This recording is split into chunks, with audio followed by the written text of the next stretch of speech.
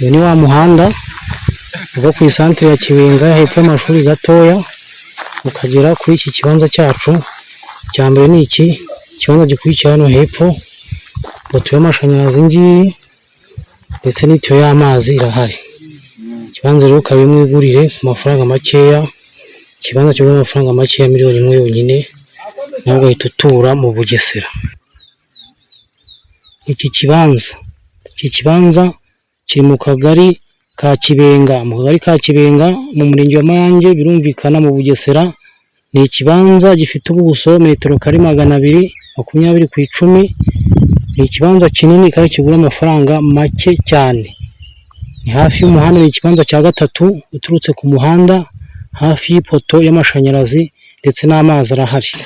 Abantu bose ntibanganye ubushobozi, umuntu ufite rero ubushobozi bukeya, iyi ni inzu y'umuka haruguru ku muhanda, hari ipoto y'amazi, ipoto y'amashanyarazi n'itiyo y'amazi. Mu mbabarire, ariko umva ko ari ikibanza cy'amafaranga makeya ushobora kuba wakubakamo cyangwa se ukanahahinga nk'uko mubona n'ubundi hahinze, ariko ruguru ahangaha hanatuwe. Bibutse ko ari ku Kibenga mu murenge wa Mayange hepfo gatoya y'isantere ya Kibenga. Iki kibanza rero mubona gutya ni amafaranga miliyoni ibanza ugahita ukegukana miliyoni 1. Ikibanza gifite 20 ku 10, ubuso metero kare 200, miliyoni 1 ugahita ukegukana.